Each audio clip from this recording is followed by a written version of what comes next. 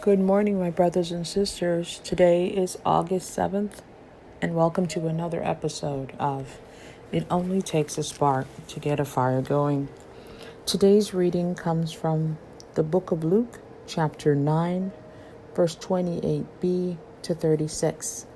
Jesus took Peter, John, and James and went up to the mountain to pray. While he was praying, his face changed in appearance, and his clothes became dazzling white. And behold, two men were conversing with him, Moses and Elijah, who appeared in glory and spoke of his exodus that he was going to accomplish in Jerusalem. Peter and his companions had become overwhelmed by sleep, but becoming fully awake, they saw his glory and the two men standing with him. As they were about to part from him, Peter said to Jesus, "Master, it is good that we are here.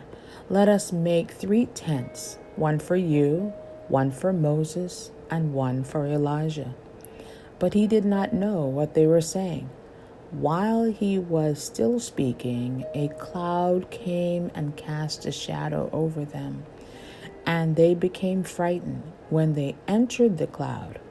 Then from the cloud came a voice that said, "This is my chosen son. Listen to him." After the voice had spoken, Jesus was found alone. They fell silent and did not at that time tell anyone what they had seen. There are many elements that popped out from this particular scripture, and I know it did for you as well. But the first one that popped out for me was this sentence that said they were asleep, and when they became fully awoke, they saw his glory, and they saw the two men standing. What a gift that was, and for them. And I think of sometimes in our lives, right? Because we're so preoccupied by everything and being pulled in so many different directions, things that have to be done, right? Things that that others put on our plate, and things that we put on our plate, just things that have to be done. We get pulled in so many directions that it's difficult to see what is standing right in front of us. The need to minister, the need that's the opportunity to kind of be centered and feel the presence of God. So I think that's an encouragement for us to stop at different points of the day and just take in the breath of Christ and acknowledge his presence, because when we stop, when we rise from our state of sleep, we can truly see his face. We can truly listen to his voice. We can truly listen and find out what he wants for us. Another thing that spoke to me in this particular reading was that here Peter was saying that, we're going to build these tents. We're going to glorify you, Jesus, and Moses and Elijah. He's getting ready to do the whole pomp and circumstance. And Jesus is saying, what? I don't need all of that. And they were so excited and wanted to do homage and wanted to, worship him and celebrate him. And the two, Elijah and Moses, that they were so filled with that they were not even allowing him. They were not to speak. They were not listening to him. And God, being the ultimate creator and father, just, sent a whole dark cloud and said, listen, this is my chosen son. You need to listen to him. As if you didn't have it right in front of them. You have Jesus, Moses, and Elijah, who are dead, and in coming to them in visual form, and they were still so consumed with other things. They couldn't even see the miracle that was before their eyes. They were so consumed with pageantry and worshiping and ceremony. And I think sometimes we're vulnerable to that too. Having to be reminded, this is my chosen son. Listen to him. All right. And his voice, his voice is so clear.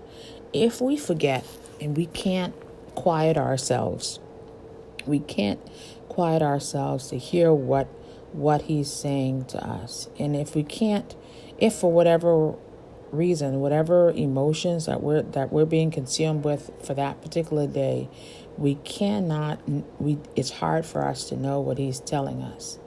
That's where the scripture comes in. Because in a story, there's no scripture story passage that will not speak to you if we only open it. And in the day of technology, we have the Bible app on our phones. When we're taking those long rides to work or when we're cleaning, we don't necessarily have to sit down in scripture and find a quiet place and devote 2 hours to reading and meditating and trying to understand the scripture. I mean, we can, and that's a great example if you have the time. But we can allow God to minister to us on our walks. So instead of listening to some of the different things that we would listen to, we can listen to the scripture. And one of those scripture passages, if we sit down and truly listen, will speak to us. Sometimes just a sentence, sometimes just a verse. It will remind us of our calling, our calling to minister, to be disciples. And we're going to know, it's going to be very obvious even if we're fatigued and if we're dealing with medical issues and our bodies are saying, hey, I can't do anymore. He's still going to say, speak. There's a person in front of you that is in need. Minister. And I had that example last night where it was my birthday, and at the end of the day, there was somebody there that was dealing with a lot of challenges. Now, I could have said, you know what? My body is really overwhelmed. I really need to rest. I can barely open my eyes.